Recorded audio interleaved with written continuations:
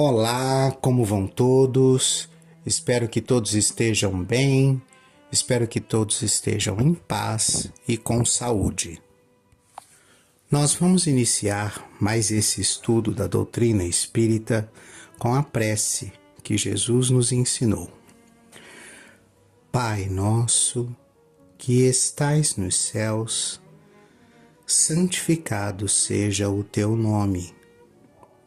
Venha a nós o teu reino, seja feita a tua vontade, assim na terra como nos céus. O pão nosso de cada dia dai-nos hoje. Perdoa, Senhor, as nossas dívidas, na medida em que perdoamos aos nossos devedores. Não nos deixe cair em tentação, livra-nos do mal, que assim seja. Nós vamos dar continuidade ao estudo do livro Evolução em Dois Mundos, do autor espiritual Espírito André Luiz, psicografado por Chico Xavier e Valdo Vieira, a respeito da evolução nos dois planos, né? Da evolução no plano material e no plano espiritual. Nós vamos dar sequência a partir de nossa galáxia, porque foi onde paramos no último episódio. Então vamos lá. Nossa galáxia. Para idearmos, né? O que é idear? Idear é criar uma ideia. Então, para idearmos de algum modo a grandeza inconcebível da criação, comparemos a nossa galáxia à grande cidade, perdida entre incontáveis grandes cidades de um país cuja extensão não conseguimos prever. Tomando o Sol e os mundos nossos vizinhos como apartamentos de nosso edifício, reconheceremos que, em derredor, repontam outros edifícios em todas as direções, assestando instrumentos de longo alcance da nossa sala de estudos. Perceberemos que nossa casa não é a mais humilde, mas que inúmeras outras lhe superam as expressões de magnitude e beleza. Só para fazer o entendimento correto, a palavra assestar significa apontar na direção de. Então, assestando instrumentos de longo alcance é apontando na direção correta os instrumentos de longo alcance. Exemplo, um telescópio, por exemplo. Continuando a leitura. Aprendemos que, além de nossa edificação, salientam-se palácios e arranha-céus como Betelgeuse, no distrito de Órion, Canopus, na região do navio, Arcturus, no conjunto do Boeiro, Antares, no centro do Escorpião, e outras muitas residências senhoriais imponentes e belas, exibindo uma glória perante a qual todos os nossos valores se apagariam.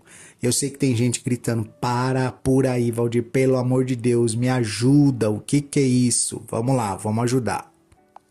Então vamos lá. Betelgeuse, no distrito de Órion. O que é Betelgeuse? Betelgeuse é uma estrela supergigante vermelha que está localizada na constelação de Órion. Então esse é o primeiro esclarecimento. Depois ele cita Canopus, na região do navio. Então, o que é Canopus, né? O que significa isso, né? Canopus é a principal estrela da constelação de Carina, a quilha do lendário navio Argus. Essa constelação, que é a constelação de Carina, ela é visível do Polo Sul até 37 graus de latitude no Polo Norte. E ela forma uma linha que tem orientado a navegação ao longo de vários anos. Então é por isso que ela é chamada de a constelação do navio, né? E esse planeta, né, essa estrela Canopus, ela é uma das estrelas dessa constelação de Carina. Ela é chamada de a estrela alfa porque ela é a maior estrela e a mais visível daqui do nosso planeta. Depois ele fala de Arcturus ou Arcturo ou Arturo, né? Essa estrela, ela é a estrela alfa, né? A estrela mais brilhante da constelação do Boieiro, que ele também citou o nome da constelação. Ela é a mais brilhante da sua constelação e é a quarta mais brilhante de todo o nosso céu noturno.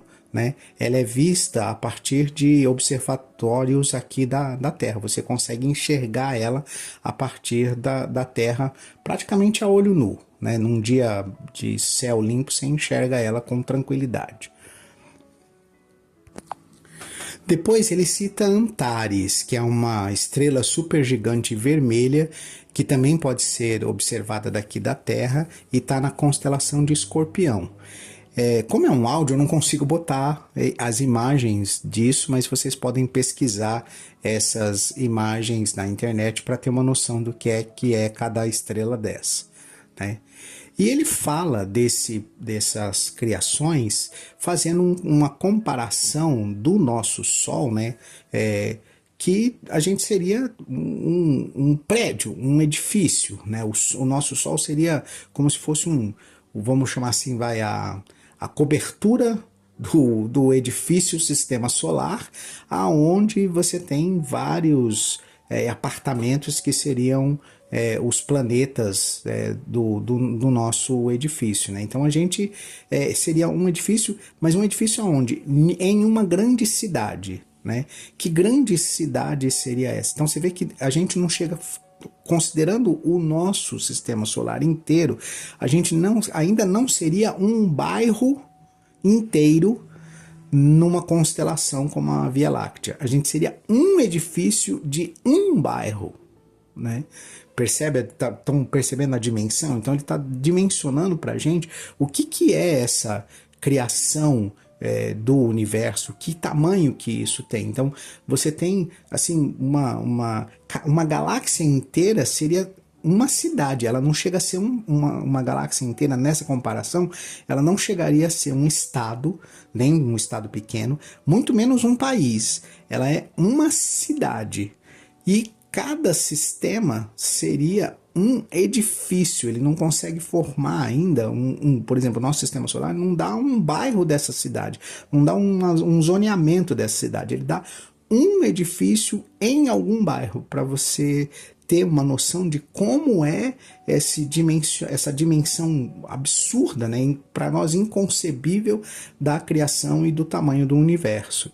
E é esse que é o processo de entendimento dessa leitura. Né? É preciso compreender essa dimensão gigantesca da criação para que a gente possa compreender a dimensão gigantesca de um espírito crístico que tem conexão com o infinito e eterno que é Deus. Né? Então, que são os atributos da divindade. Sigamos na leitura. Por processos ópticos, verificamos que a nossa cidade apresenta uma forma espiralada. Qual que é a nossa cidade na comparação dele aqui? A nossa Via Láctea. Tem uma forma espiralada e que a onda de rádio, avançando com a velocidade da luz, gasta 1000 séculos terrenos para percorrer-lhe o diâmetro. Então, vamos de novo compreender isso, né? Por processos ópticos, verificamos que a nossa cidade, ou seja, a Via Láctea, ela tem um tamanho. Né? Qual que é esse tamanho? Se a gente pegar a onda de rádio, né, se a gente pudesse emitir uma onda de rádio ou emitir um feixe de luz retilíneo passando por toda a extensão da Via Láctea, né, entrando num lado e atravessando até sair do outro lado, né, no menor espaço de tempo para percorrer o diâmetro dessa Via Láctea, ele levaria 1000 séculos. Né? 1000 séculos é 1 milhão de anos. Então é 1 milhão de anos na velocidade da luz percorrendo, né, esse trecho que forma a Via Láctea, não percorrendo toda a Via Láctea, passando em linha reta de uma periferia até o centro da Via Láctea, até sair na outra periferia, mas em linha reta, como se fosse uma estrada sem curva. Nós levaríamos 1 milhão de anos para fazer isso. Essa é a informação aqui que o André Luiz está nos colocando, né? Nela surpreenderemos, dando continuidade na leitura, nela surpreenderemos milhões de lares, nas mais diversas dimensões e feitios, instituídos de há muito, recém-organizados, envelhecidos ou em vias de instalação, nos quais a vida e a experiência enxameiam vitoriosas. Então, o que ele está dizendo? Nesse percurso que a gente está fazendo, nós vamos encontrar espíritos vivendo em planetas das mais diversas categorias de evolução, centenas de milhares de categorias de evolução, uns mais adiantados, outros mais atrasados, e planetas que acabaram de ser criados, né, recém-organizados, acabaram de ser criados, planetas que já estão na fase do envelhecimento, que é aquela fase em que o planeta já atingiu o seu auge e começa o processo de deterioração, mas ainda é habitável, ainda está sendo utilizado pelos espíritos como morada, né? Das mais diversas dimensões. O que ele quer dizer com isso? Tamanhos diferentes de planetas e de estrelas, feitios diferentes. Então você vai ter planetas que são mais sólidos, mais duros, mais áridos, e planetas que são mais gaseificados e úmidos e assim por diante, né? Então são diversas as dimensões e os feitios, né? Em todos eles você vai ter alguma representatividade aí do que é mineral, do que é vegetal, do que é animal, mas esses feitios, eles divergem em si. Pode ser, por exemplo, que aquilo que é considerado um minério, né, o reino mineral em um planeta, se a gente trouxer para a Terra e analisar, a gente vai classificar às vezes até como gás, né, de tão rarefeito que é o planeta aonde esse minério foi retirado, se isso fosse possível. Então, só para vocês entenderem que mesmo essas dimensões que a gente tem dos reinos, né, o que é minério, o que é mineral, o que é planta, o que é animal e o que é hominal, né? Como que a gente faz essa divisão, ela também, a interpretação disso, dependendo de cada estágio de evolução, ela é diferente, apesar de que o princípio é o mesmo, né? A maneira de compreender é a mesma, mas dado a nossa imperfeição de conhecimentos, porque falta-nos conhecimento para compreender, a gente poderia, se fosse isso possível, trazer um minério de um determinado planeta e chegando aqui na Terra para analisar, ou analisando esse minério lá nesse planeta com os conceitos que nós temos aqui, que ainda são imperfeitos, a gente o classificaria, por exemplo, como gás ao invés de minério, né? Então é isso que é importante a gente fixar na mente. E por que isso é válido de pensar? Porque você tem que ter na sua cabeça, né, que, por exemplo, existe ferro no ar? Ferro é um minério. Existe ferro no ar? Existe. Aqui no nosso planeta você tem ferro flutuando no ar, apesar de ser um minério, né? Então, você ele não é um gás, ele é um mineral. Mas, apesar de ser um mineral, ele pode ter sido erguido pela força do vento e mantido-se suspenso por algum tempo, e você encontrar esse minério de ferro no ar. Mas, independente dessas diferenças entre todos esses planetas, cada planeta desse foi constituído para um fim, que é a experiência da vida, né? Você reencarnar, viver nesse planeta e ter nesse planeta experiências que vão agregar ao seu conhecimento e vão transformar a sua inteligência e vão modificar a maneira como você se relaciona, a sua moral com as outras pessoas, aprimorando essa moral o tempo todo até que você se torne um espírito crístico, até que você se torne um espírito puro, até que não exista nenhum mal, nenhum pensamento na sua mente. Isso não é uma exclusividade dessa ou daquela pessoa. Isso é um destino com a mesma certeza que a gente tem de que um dia esse corpo perecível vai morrer e essa encarnação vai acabar. Da mesma certeza que a gente tem da morte, a gente pode ter essa mesma certeza de que a nossa experiência ela será vitoriosa, ela será de transformação na nossa transformação em espírito crístico, na nossa transformação em espírito puro. Sigamos na leitura. Forças atômicas.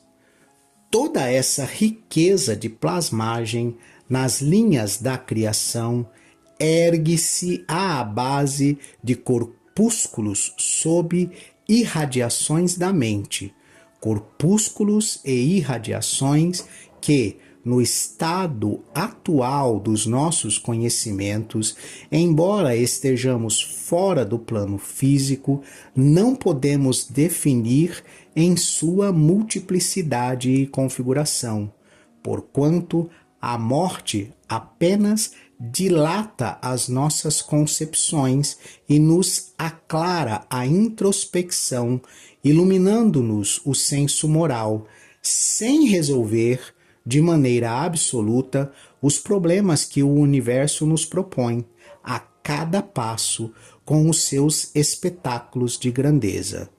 Sob a orientação das inteligências superiores, congregam-se os átomos em colmeias imensas e, sob a pressão espiritualmente dirigida de ondas eletromagnéticas, são controladamente reduzidas às áreas espaciais intraatômicas sem perda de movimento, para que se transformem na massa nuclear adensada, de que se esculpem os planetas, em cujo seio as mônadas celestes encontrarão adequado berço ao desenvolvimento. Semelhantes mundos servem à finalidade a que se destinam, por longas eras consagrados à evolução do espírito, até que, pela sobrepressão sistemática, sofram o colapso atômico pelo qual se transmutam em astros cadaverizados. Essas esferas mortas, contudo, volvem a novas diretrizes dos agentes divinos que dispõem sobre a desintegração dos materiais de superfície, dando ensejo a que os elementos comprimidos se libertem através de explosão ordenada, surgindo novo acervo corpuscular para a reconstrução das moradias celestes, nas quais a obra de Deus se estende e perpetua em sua glória criativa. Texto bonito, né? Pena que nós não entendeu nada, Vardi. Karma, que nós estamos aqui para ajustar as coisas, tentar fazer a gente entender. Vamos lá. A primeira coisa aqui que a gente precisa compreender é como é que tudo isso está acontecendo, né? Então vamos lá. Lembra de você concentrar a energia da criação divina que está em expansão? Você precisa concentrar ela. Quando eu digo você, esse você é um espírito crístico, porque só ele que tem condição de fazer isso.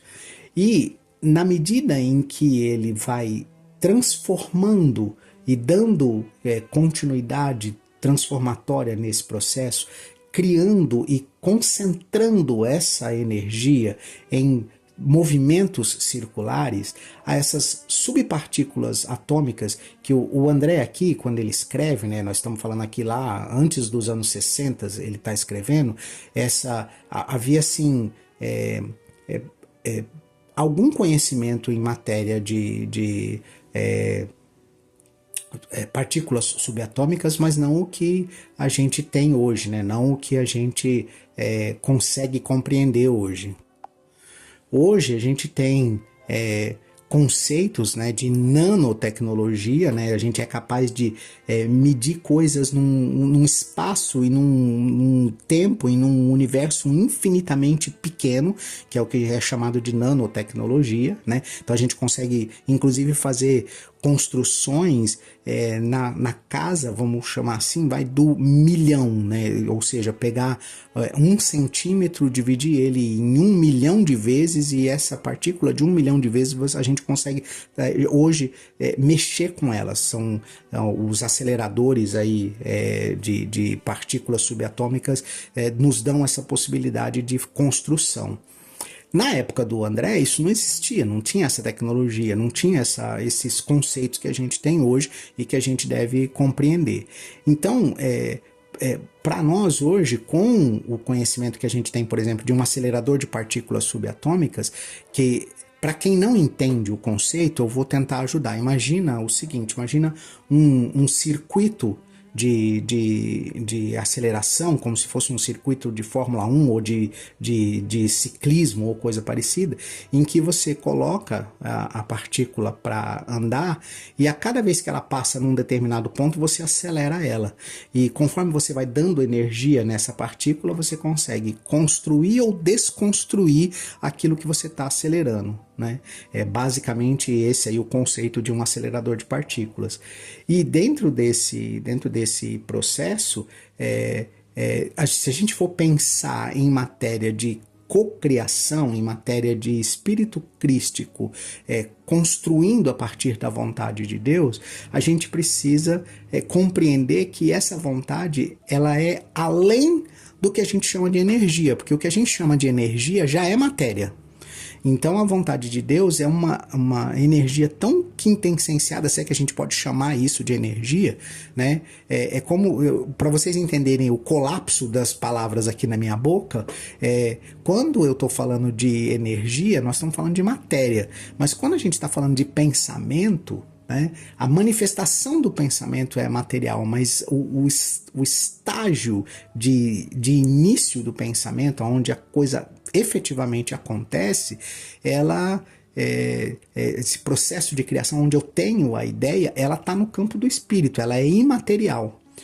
E aí é como se o espírito crístico fosse algo parecido com a informação que chega para o neurônio. Ele não é o neurônio, porque o neurônio já é material no nosso cérebro, mas ele é aquilo que pegou aquele pensamento e transformou ele numa ideia, e é essa ideia que vai ser impulsionada pelos neurônios, que aí já é matéria. Aqui o conceito é de que o pensamento divino precisa ser concentrado, porque como ele é imaterial, essa energia, esse impulso que ele gera, precisa construir a partir de algo que não é matéria, a matéria. Esse algo que a gente viu no início, que é o fluido cósmico universal, né, essa base de tudo o que a gente conhece, vai ser então transformado através da concentração de energia. Como é que faz isso, Valdir? Faz com as mãos? O espírito pega as mãos e vai montando como se fosse um vaso de barro, vai moldando essa energia? Não. Esse processo é feito através da concentração do pensamento, que a gente fica brincando aqui, que através do pensamento consegue mover objetos, mas isso tem um fundamento de verdade muito maior do que a gente consegue pensar. E um dia a gente vai conseguir de verdade mover objetos através do pensamento, o que já é um treino para quando a gente chegar lá no espírito crístico, quando a gente for espírito crístico, a gente, a partir dessa energia, conseguir concentrar essa energia e mover essa energia em forma de força centrífuga e forças em movimento de rotação espiral, concentrando cada vez mais essa energia até que essa energia se transforme em uma subpartícula atômica. E é a partir dessas subpartículas atômicas que a gente vai continuar esse processo de acelerar de acelerar no sentido de como eu mantenho a energia inicial. A única forma de eu manter a energia inicial e concentrar ela é aumentar a velocidade de deslocamento dessas subpartículas e aumentar a massa. Né? É daí que vem a energia ao quadrado, massa vezes a aceleração lá do Einstein. Né? Então a gente precisa ter isso em mente, né? De que eu tenho, através do pensamento, a capacidade, né, a ser desenvolvida, o espírito crístico já tem essa capacidade desenvolvida, de concentrar a energia através de movimentos circulatórios, e esses movimentos de rotação, de circulação, de espiral, vão gerar os campos gravitacionais, as forças centrífugas que a gente conhece hoje e que vão criar tudo que a gente conhece em matéria de matéria, espaço e tempo. Difícil? Imagina, coisa simples. Se tiver dúvida, deixa aí nos comentários que a gente vai esclarecendo. Eu fico por aqui para não dar um nó na cabeça de vocês, senão eu vou botar mais ideia na cabeça de vocês e ela vai pegar fogo, e a gente se encontra no próximo episódio. Vamos encerrar com a prece que Jesus nos ensinou. Pai nosso, que estais nos céus, santificado seja o teu nome. Venha a nós o teu reino. Seja feita a tua vontade, na terra como nos céus. O pão nosso de cada dia dai-nos hoje. Perdoa, Senhor, as nossas dívidas, na medida em que perdoamos aos nossos devedores. Não nos deixes cair em tentação. Livra-nos do mal, que assim seja.